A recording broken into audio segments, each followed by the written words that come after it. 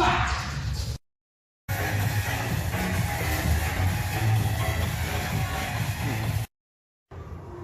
you doing? My name is Master Tim. I am 39 years old as of this month. I've been doing martial arts since I was 11 years old.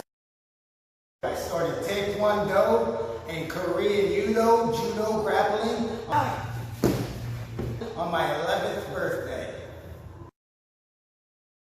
It wasn't shortly after that the UFC came out and everybody was crazed for the mixed martial arts and Gracie JiuJitsu. And the same way, my school, as a business tactic, started a program called Taekwondo. And what it was they combined the kicks and punches of Taekwondo with the grappling of their judo program. And once you got a high enough rank or you were an adult, you could take the Taekwondo, where we kicked and punched at the beginning and we grappled at the end.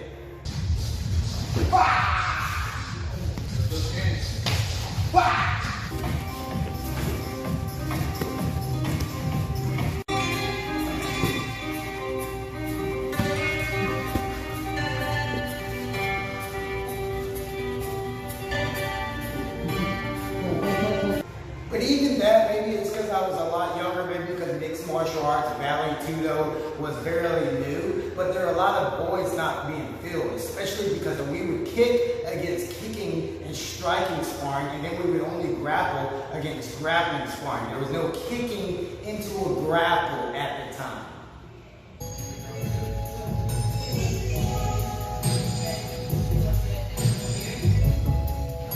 All that changed when I came into a revelation. I graduated high school, I joined the Army, I went to South Korea for my first 3.5 years in the Army. There, I trained full-time. I was on the All-Army Taekwondo team, the 2nd Infantry Division Taekwondo team.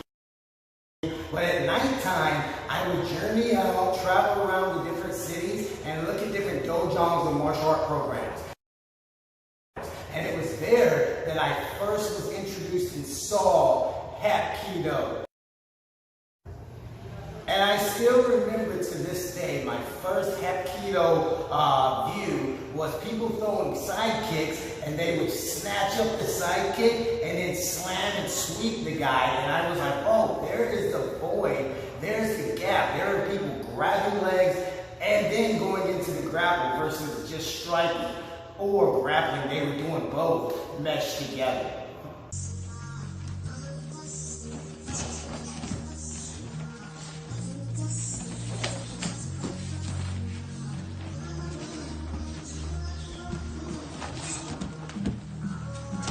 So I enrolled into a Hapkido program. I took Hapkido the next 3 years I was in Korea. I actually left South Korea as a first-degree black belt in authentic Hapkido. Not to mention, I continued, when I left Korea, I went to New York, 10th Mountain Division. I continued to use my Hapkido and see my Hapkido applied in real world and combatives. And then when I got out of the Army, I wanted to continue to train. I enrolled in a school that had a Hapkido program and it had a Gracie JiuJitsu program. From there, I was actually able to explore, test, and improvise my Hapkido joint lock, small joint manipulation into Gracie JiuJitsu, Brazilian JiuJitsu, ground grappling techniques. That's the heart or the core of my Gorilla Hapkido system. And I posture up, which breaks his...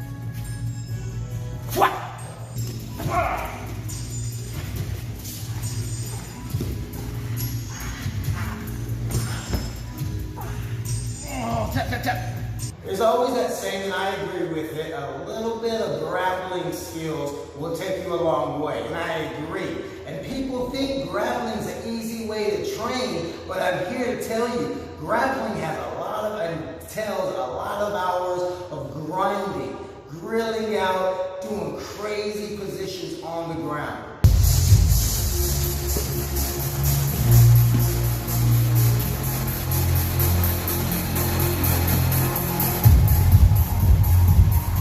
So after several years of training, grinding, and competing in jiu-jitsu, I finally came to a revelation that enough was enough. I wanted to figure out a quicker way to enter into the clinch, get a quick takedown, put them into a savage guard, and take them out.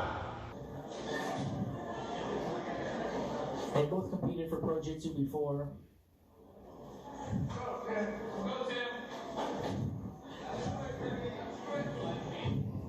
Both guys looking real aggressive here.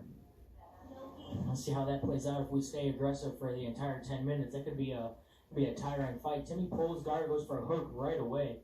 Maybe trying to sweep. Hooking Eugene's leg.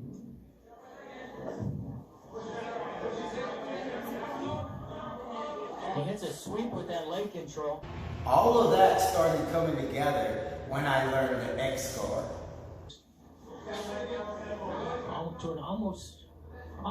Yeah, there it is. There's the XGuard here. See if Timmy can hit a sweep with it. He's elevating it. He's trying. Eugene's got his post out there though. Looking like he's got fairly good hips on top here. He's trying to block the face here, but every time he goes to block the face, Timmy elevates the hook, making Eugene having to post here. Eugene passes here. He's got his arm left in there though. The XGuard alone has a very aggressive way of making your opponent want to fall down, even when you don't sweep them. So I quickly started playing XGuard, started finding XGuard, using XGuard from every position. Then next, all I needed to do was find a way to get from A to B into the XGuard, how to pull guard into an aggressive XGuard versus just pulling guard and butt scooting.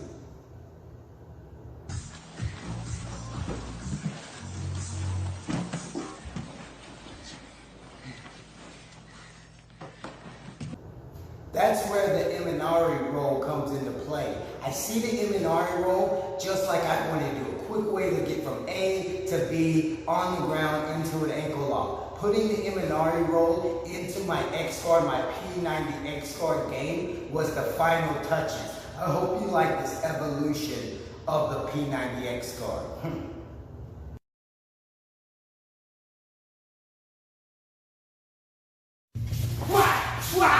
Up. Boom, boom, boom, boom.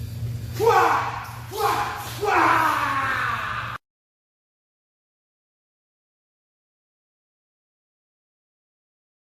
The first entry for a back kick or a back spinning side kick is to make sure I get my front leg on the other side of his body. That way my kicking leg can come right over. A good way to do that is to assume that he knows Taekwondo and he's just going to move 1 inch. So when I throw a front leg roundhouse or a fast kick, I'm going to throw it knowing that I'm going to miss and step it down on the other side of his leg to open up for my back kick, like this. Wah! Boom! And it opens up for the back kick. Wah! Wah! Wah! Wah! Another way to get a Taekwondo back spinning kick entry is by throwing a fast kick, but almost telegraphing it. So as soon as he sees my back leg moving up, he knows to move back. Boom, but then he follows and I have to move back. Boom, boom. So the first one, maybe he was someone who just moved but not follow back up. So if I do combo number 1, boom, he moved but didn't follow up, which left me open for my back spinning kick. The second type of person, after I miss, he follows up. Boom, boom, boom, boom, which can still set me up for my back kick. So those are 2 great, very dynamic, very aggressive ways in Taekwondo or striking to enter in with a back kick. Here's the third one where I'm actually going to catch the guy moving back. I'm going to be in an open stance. I'm going to fake a motion with my back leg. Boom! All the way up, highly up, what causes him to go back. As he's going back, boom, I keep on going with my back kick. So it looks like this. Boom, and I reach out and touch him. Wah! Wah! Wah! Wah! Wah! Wah! So I want to be able to enter in and not have to block or be countered while I enter in. That's the whole thing of aggressive entries. With Taekwondo, I was using fakes, motion, sometimes kicks to enter in with my back kick.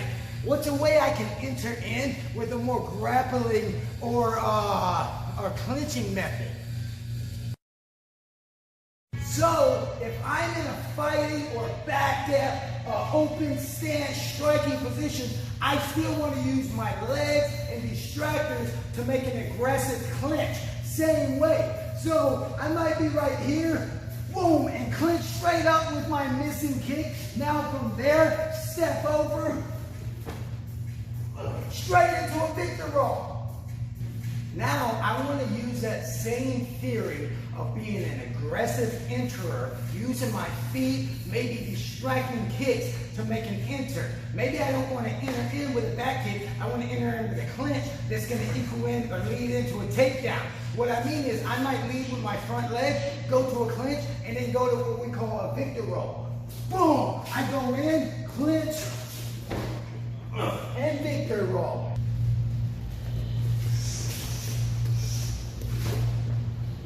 And I take them into a victor roll. But victor rolls sometimes are painful. Even the Russians who were teaching me said that they've had many knockouts or black eyes for doing the victor roll. I hurt my ribs doing it for this video, just trying to do it slow. So why would I want to use all my speed, all my agility to do a very aggressive enter into a clinch, to do a painful takedown that doesn't have a high percentage? Even the throw that we're using for an example, victor roll, there's much better options. I can be right here, I can clinch in, I can come, I can get my 2-on-1, I can get my victor hook, and now I can just go straight back to take them down, but I don't have an entry. So I have to put a little bit of thought into what I'm going to use my effort for. If I'm very good at going from A to B, closing the distance, my clinch drills are fast, my kicks are fast, but I'm using a throw that doesn't make sense or a throw that doesn't line me up for success as soon as we hit the ground, I don't want to use it. Like that right there, what we were just talking about. If I grab him and go to the ground and I don't knock the wind out of him enough to come up and hit him, it's not a good throw. I want to be able to have throws that have impact positions or submissions waiting for me when I hit the ground. What I mean is, I want to use throws that come with impact positions and submissions. So if we're in a fighting stance right here, I might do my switch grip, come up, stretch his sleeve out, and jump straight into a drop say at night. Which I can come right up and have an impact position, maybe a submission. So maybe the drop say nagi works. I have my switch grip to do a dynamic entry, and then I drop and have a control position, impact position, and a submission waiting for me. Maybe that's what I need. So from right here, we lock up, and then I try to set my drop say nagi. Can you just let me? And that's a problem we have.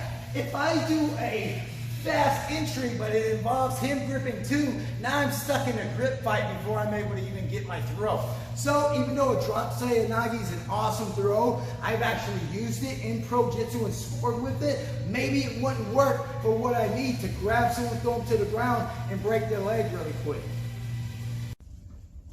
Okay, so from here, guys, I got my right foot forward. I'm going to do a switch grip. Grab, grab. He grabs my sleeve with his other hand right here.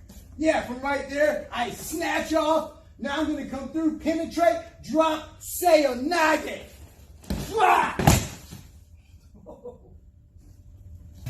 So maybe I have to add one more rule to it. If we're already locked up, I'm too late. All the speed I drove as fast as I could just to get to a red light. You ever have someone pass you on the road just to speed up and you meet them right at the red light? That's what this is. It's a red light. So from right here, all my speed, my agility, I want to use that to get my takedown. So before we even lock in, maybe I want to go lower so he can't grab me and get him in a single double leg. And I take him down.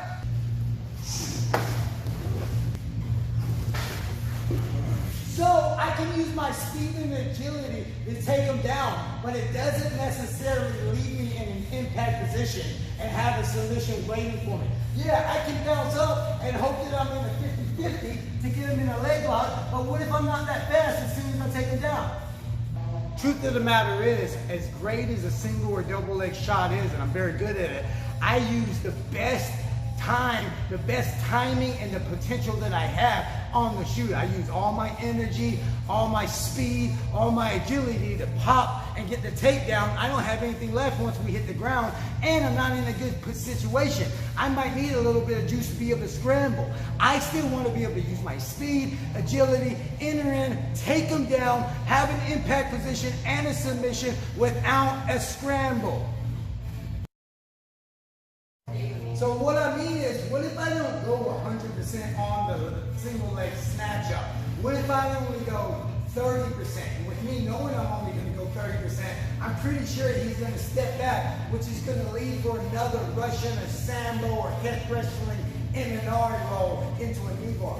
So what I mean is, from right here, boom, I try to go, he steps back, I shoot my thumb down, I come in, and now I have him in an Imanari. Leg lock.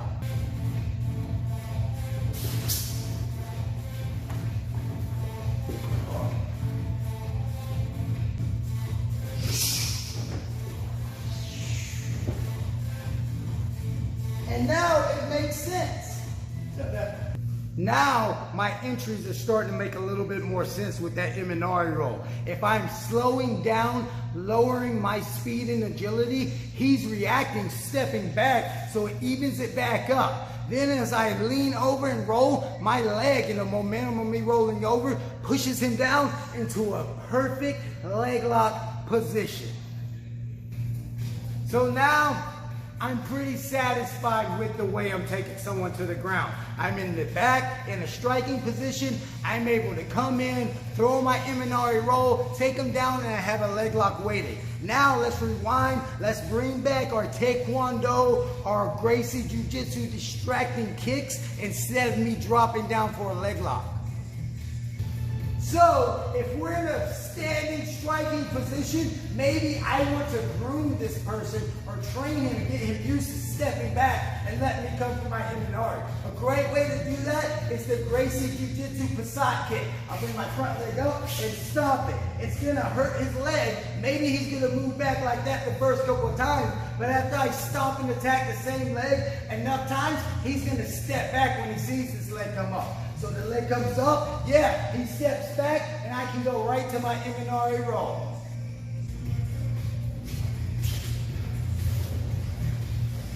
And I use my leg, my front leg kick, to groom him, to push his foot back, and let me have my Imanari roll, which leads to any leg lock submission I want.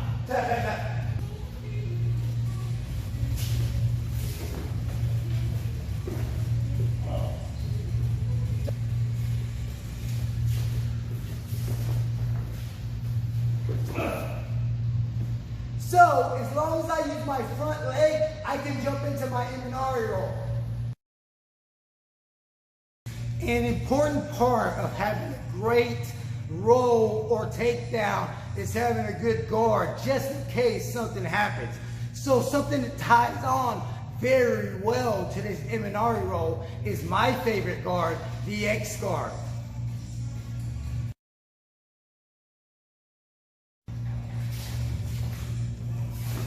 And what if I go to my Imanari roll and he doesn't fall down? Yeah, he stays up. I got a good way to come right back in to an XGuard. I can push him out, bring him in, push him out, bring him in, and from there, I can take him down.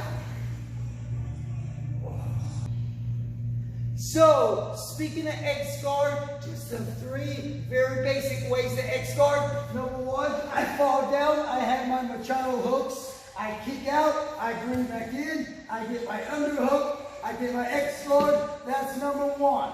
Maybe I'm in a half guard right here, and I'm going to bait him into going to deep half guard. So I'm going to put my leg up to keep his chest off of me.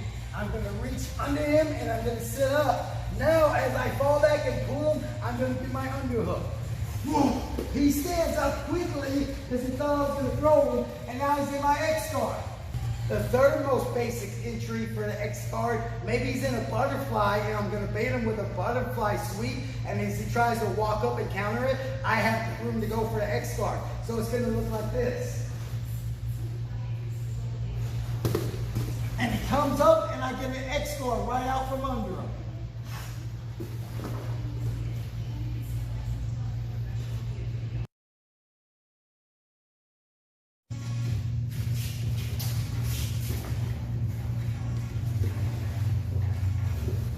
And from right there, I just need to remember my rule. Everything ends in a leg lock or heel hook position.